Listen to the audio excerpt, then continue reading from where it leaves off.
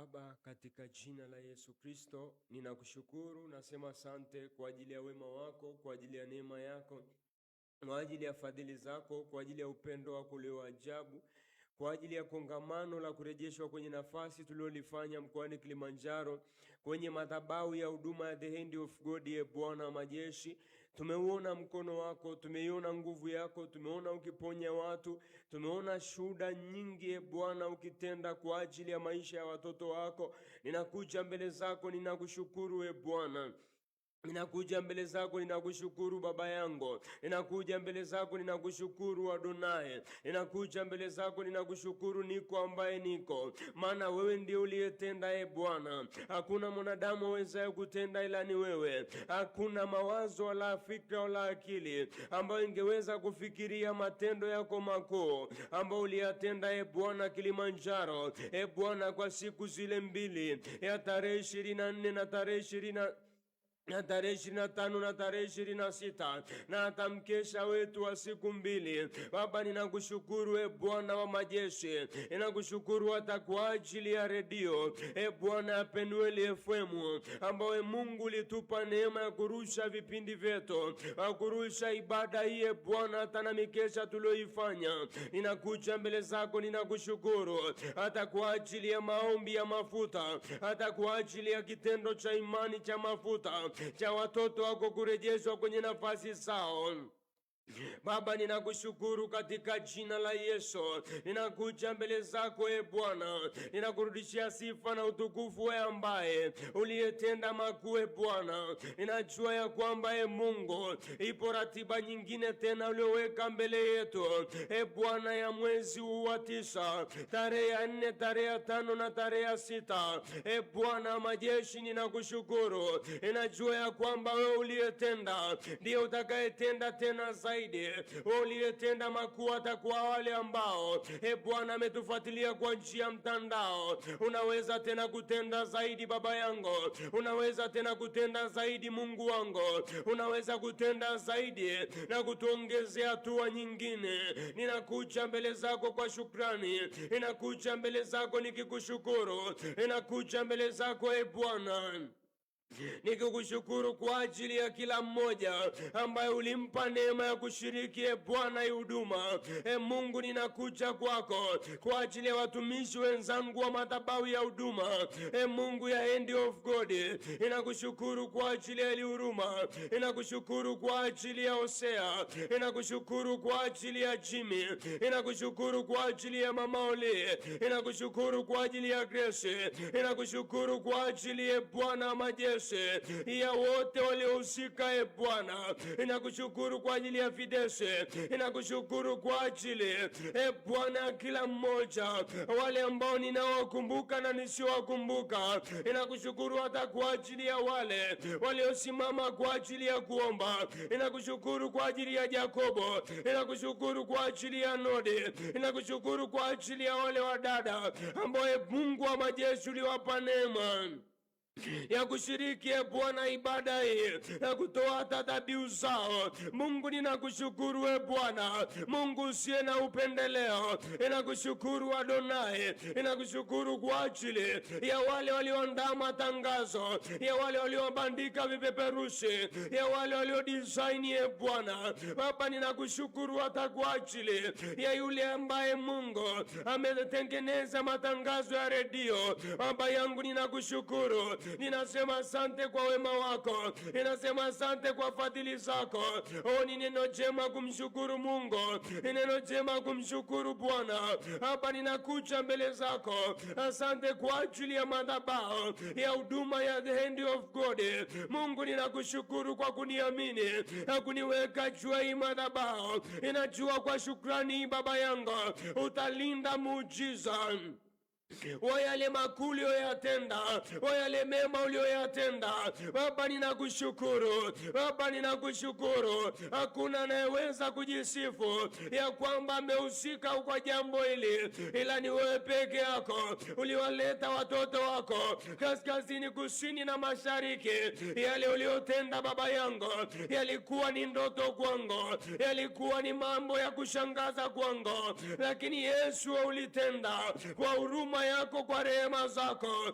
Asante Bwana wa majeshi, nalibariki jina lako. Ungeangalia elimu Bwana, tusingestahili. Ungetazama mtaa Bwana, Bwana ambaye singestahili. Ungetazama Mungu wa majeshi, Bwana fedha, tusingestahili Baba yangu, ila wewe umetupa neema, ila wewe umetupa kibali, ila wewe umetupa neema, ila wewe umetupa kibali, ila wewe umetupa neema. Asante kwa ajili ya masomo ambaye Bwana aliruka hapa Facebook, aliruka hapa kwa njia ya mtandao. Baba ninakushukuru Adonai, Baba ninakushukuru Mungu wa kweli. Baba ninakushukuru Yesu Kristo, usiyesema uongo, uliyesema neno lako halitakurudia bure, akalitimize mapenzi yako. Baba tumeuona mkono wako, wana Marangu tumeuona mkono wako, wana Kilimanjaro tumeuona mkono wako, wana End of God tumeuona mkono wako. Baba ni nani kama wewe? Ni nani aliye kama wewe? Ni nani aliye kama wewe? Ni nani aliye kama wewe? Ni nani mwenye uwezo kama wewe? Ni nani mwenye mamlaka kama wewe? Ni nani mtenda makuu kama wewe? Ni nani mtenda miujiza kama wewe? Ni nani mponyaji kama wewe? Ni nani anayefungua kama wewe? Ni nani anayeuisha kama wewe? Ni nani anayetupa hatua na kuongeza huduma ndani yetu? Bwana kama wewe, ninapaza sauti yangu na kushukuru na kushukuru na kushukuru na kushukuru Baba yangu, na kushukuru Baba yangu, na kushukuru Yesu, na kushukuru Adonai, na kushukuru niko ambaye niko. Baba ninakushukuru, inainua moyo wangu naleta mbele zako kwa shukrani kwa ajili ya kongamano na kuwarudisha watoto wako kwenye nafasi zao, kwenye nafasi zetu. Mungu umenirejesha, Bwana umenirejesha kwenye nafasi yangu ya kihuduma. Mungu iliyopotea, watoto wako Bwana wameona mema yako, wameona matendo yako. Ule aliyeshuhudia akasema mume wake alikuwa akizimia alipokuja kwenye maombi, alipokuja kwenye ibada, kule kuzimia kumeondoka, kule kuzimia kuanguka. Mungu kumekoma. Ni nani aliyetenda ila ni wewe? Ni nani aliyetenda ila ni wewe? Ni nani aliyefanya ila ni wewe? Heshima na shukrani ni zako Baba yangu. Heshima na sifa ni zako Baba yangu. Wewe ni mwaminifu, wewe umetukuka sana, wewe umetukuka sana, wewe umetukuka sana, wewe umetukuka sana, wewe umetukuka sana, wewe umetukuka sana.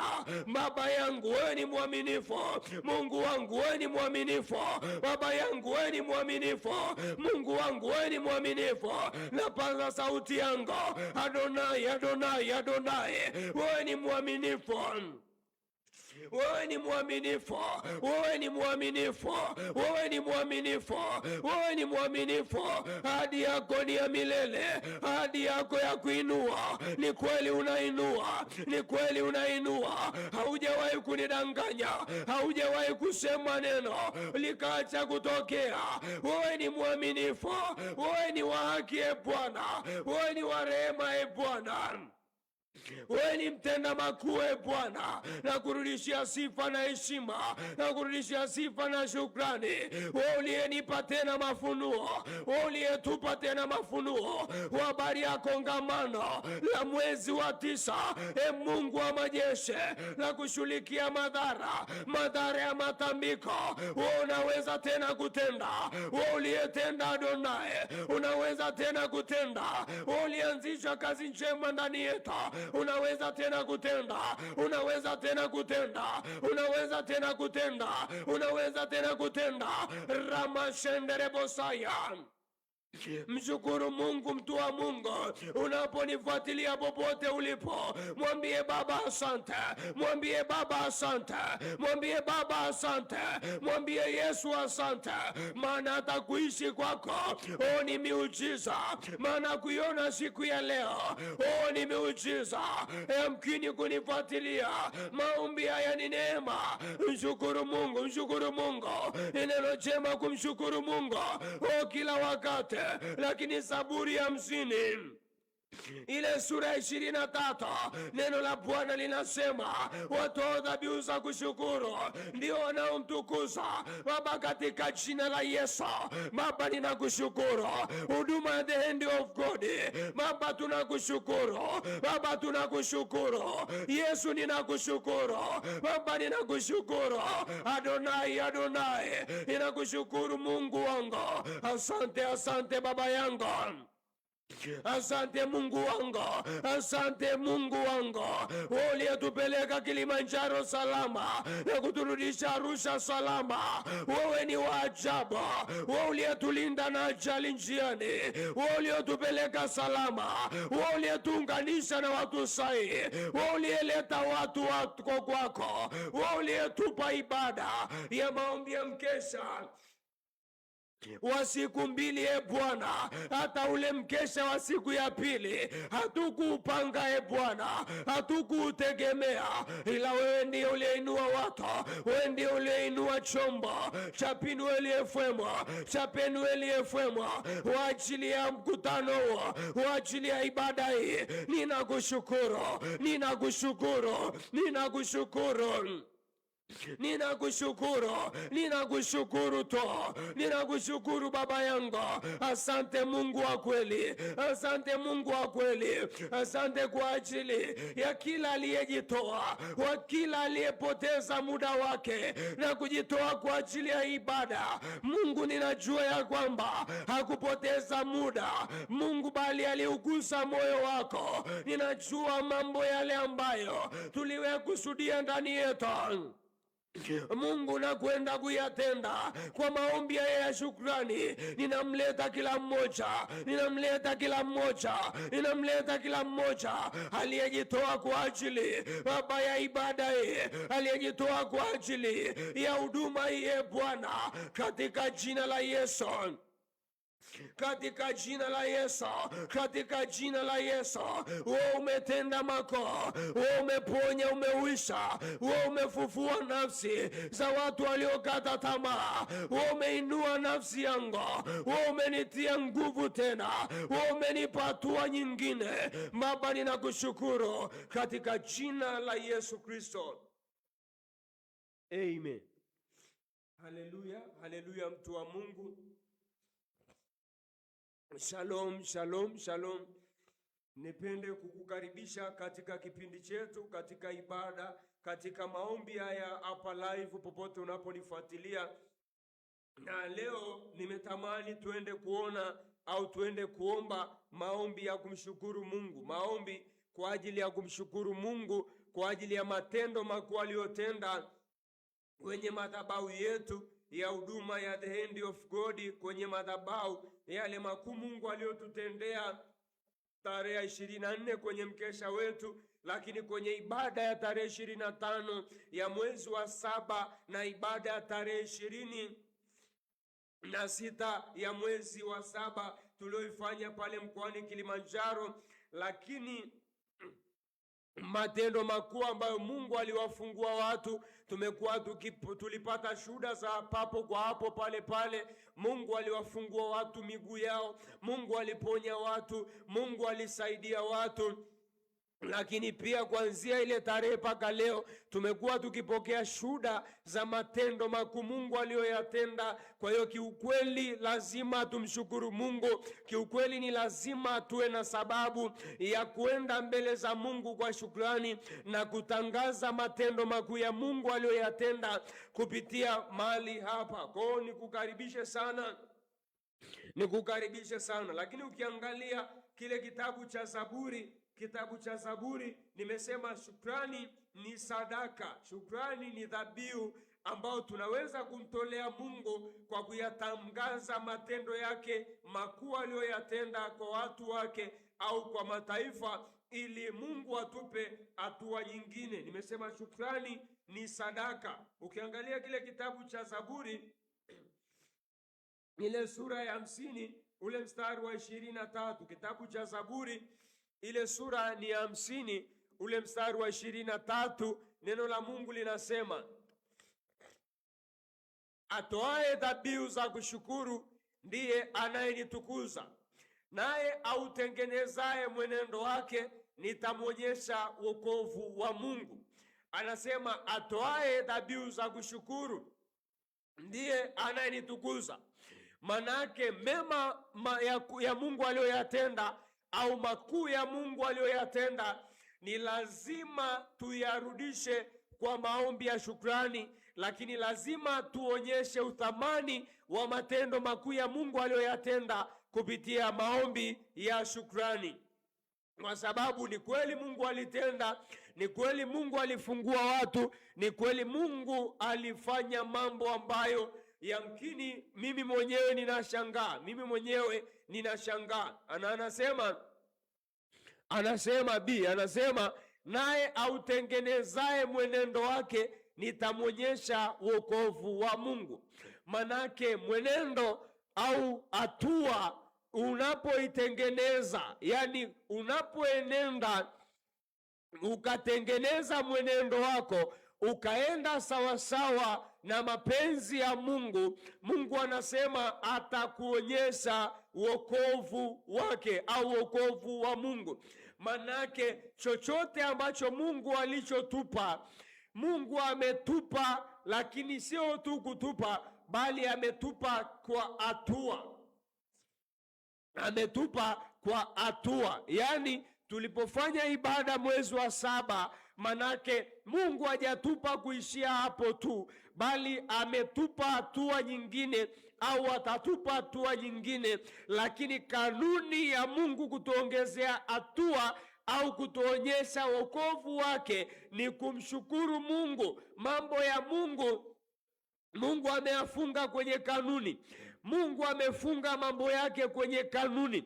Ni kama unapokuwa unaendesha gari ukaweka gia namba 1, manake kinachofuatia ni gia namba 2, lakini gia ile ni lazima ina kanuni kwamba lazima ushike klachi. Kama ni gari ya manyu, lazima ukamate klachi uweze kuingiza gia namba 2. Manake ni nini? Klachi yetu au klachi ambayo inatuongezea gia ya kule tunapoenda ni shukrani. Klachi yetu ambayo tunaikamata leo sasa, ili tuweze kuingiza gia ya mwezi wa 9, ibada ya siku 4 ya siku 3 Mungu aliyotupa kuanzia tarehe 4, tarehe 5 na tarehe 6, ni klachi ya maombi ya shukrani. Na ndio maana Mungu akatupa neema ya kumshukuru Mungu ili atuongeze hatua nyingine, Maombi ya shukrani ni muhimu sana. Nikasema shukrani inakupa hatua nyingine. Shukrani inakuongezea hatua nyingine. Unaweza ukaandika hiyo pointi, ni muhimu. Shukrani inakuongezea hatua nyingine. Ukiangalia kile kitabu cha Luka ile sura ya 17 ule mstari wa 17, unaona kwa habari ya Yesu na wale wenye ukoma waliotakasika. Neno la Kristo linasema, Yesu akajibu akanena, hawakutakaswa wote 10? Wale 9 wa wapi? Hawakutakaswa wale 10, wale 9 wa wapi? Kwa nini Yesu anaulizia wale 9 baada ya yule mmoja kupeleka shukrani? Manake ni nini? Shukrani ni kanuni ya kimungu inayokuongezea hatua nyingine. Manake unapopata muujiza na ukashindwa kumshukuru Mungu, manake hauwezi tena kupata hatua nyingine au hauwezi tena kuendelea. Lakini unapomshukuru Mungu, ile shukrani inakupa hatua nyingine, lakini pia inalinda ule muujiza ulioupokea. Angalia mstari wa 18, Yesu anasema, je, hawakuonekana waliorudi? Angalia, ngoja nirudie mstari wa 17 ili uweze kuelewa. Luka 17:17 na kuendelea. Yesu akajibu akanena, hawakutakaswa wote 10? Wale 9 wa wapi? Mstari wa 18, je, hawakuonekana waliorudi kumpa Mungu utukufu ila mgeni huyu? ameongelea au Biblia yangu hapa imeweka alama ya ulizo kwamba ni Yesu mwenyewe anajiuliza, anasema, je, hawakuonekana waliorudi kumpa Mungu utukufu ila mgeni huyu? Mstari wa 19, akamwambia, inuka, enenda zako, imani yako imekuponya. Kwa nini Yesu anamwambia inuka, enenda zako, imani yako imekuponya? Manake unaweza ukawa umetendewa, lakini bado haujainuka, lakini bado haujapata hatua ya kuendea kule unapotaka kwenda. Na anasema, akamwambia, inuka, enenda zako, imani yako imekuponya. Kwa hiyo maombi ya kushukuru Mungu yanakupa kuinuka zaidi, lakini pia yanakupa hatua nyingine, au yanakupa hatua ya kule unapoenda. Unaweza ukawa ulikuwa mgonjwa, na ule ugonjwa si kwa sababu ulistahili kuumwa, bali uliumwa ili umtafute Mungu. Kwa hiyo ulipomtafuta Mungu, Mungu akakuponya ule ugonjwa. Usiporudi kushukuru, manake ule ugonjwa unaweza ukarudi. Lakini unapoenda kumshukuru Mungu, manake ile shukrani inakupa hatua ya kutambua ya kwamba ule ugonjwa uliokupata haukuwa wa mauti, bali ulikuwa kwa kusudi la Mungu, ili uifikirie hatua ya kimungu, uifikirie hatua ya kimungu. Ukiangalia hata kwa habari ya mauti ya Lazaro, kile kitabu cha Yohana ile sura ya 11 yote ukisoma, unaona ya Lazaro anakufa, Yesu anafuatwa, anaulizwa na wanafunzi, anaambiwa, yule rafiki yako Lazaro amekufa. Yesu anajibu, anasema, Lazaro hajafa, Lazaro amelala. Na kule mbele Yesu anasema mauti au Lazaro hajafa. Ile mauti ni kwa ajili ya utukufu wa Mungu, ni kwa ajili ya utukufu wa Mungu. Lakini ukiangalia kule mbele kwenye mstari wa 41 na kuendelea, unaona Mungu anapomfufua Lazaro na anaeleza sababu ya yeye Lazaro kufufuka. Yesu anasema, Baba, ninakushukuru. Naomba tusome kitabu hichi cha Yohana, ni muhimu sana, kina maombi, kina pointi hapo ya shukrani. Kitabu cha Yohana ile sura ya 11 ule mstari tuanzie wa 41 na 42. Basi wakaliondoa lile jiwe. Yesu akainua macho yake juu akasema, Baba, nakushukuru kwa kuwa umenisikia, nami nalijua ya kuwa wewe wanisikiliza siku zote.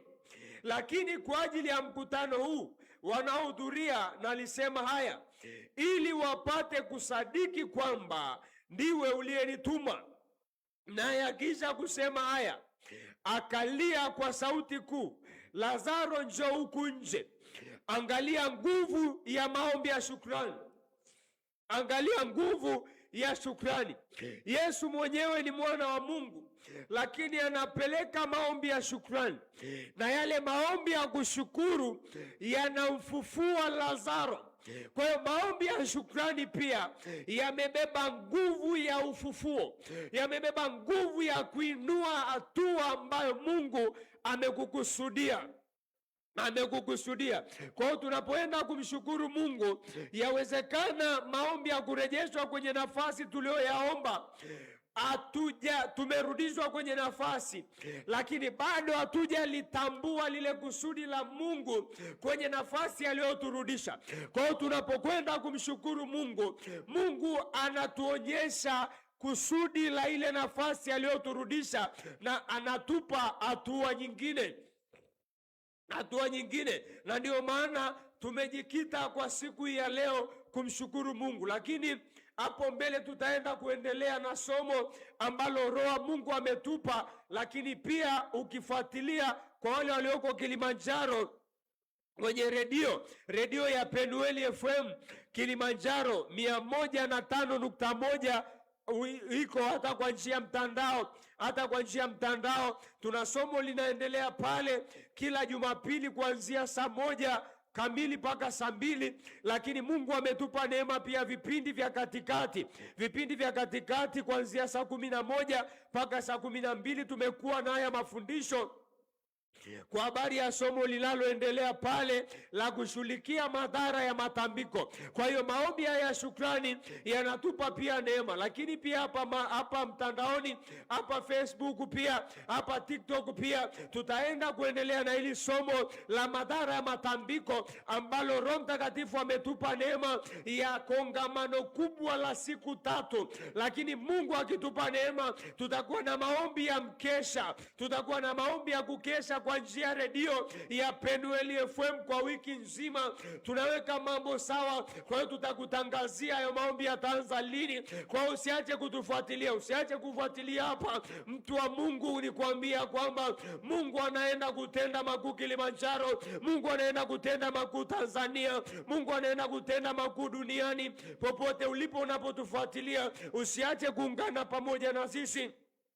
Usiache kufuatilia huduma ya madhabahu ya The Hand of God, na Mungu atakutendea katika jina la Yesu Kristo. Ninatamani wewe ambaye unayenifuatilia na haujaokoka, na Yesu sio Bwana na Mwokozi wa maisha yako, na unatamani kuokoka, unatamani kuishi maisha matakatifu, unatamani Kristo afanyike Bwana na Mwokozi wa maisha kwako, ili uishi maisha matakatifu, ili uishi maisha ya kumtumikia Mungu, unaweza ukarudia maneno haya kwa imani.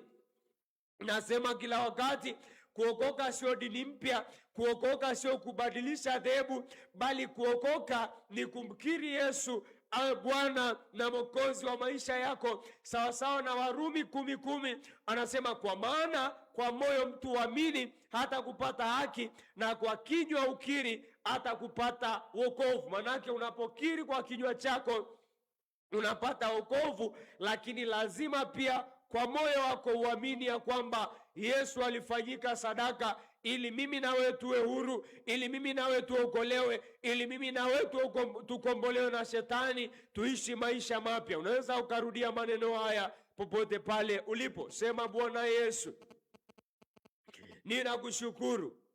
Asante kwa neema yako. Asante kwa kibali chako. Ninaomba toba na rehema. Ninaomba unisamehe dhambi zangu zote, makosa yangu yote, hatia zangu zote nilizozitenda kwa kujua na kwa kutokujua. Ninakuomba, futa jina langu kwenye kitabu cha hukumu, na uliandike jina langu kwa upya kwenye kitabu cha uzima, uzima wa mwana kondoo, uzima uendao mbinguni.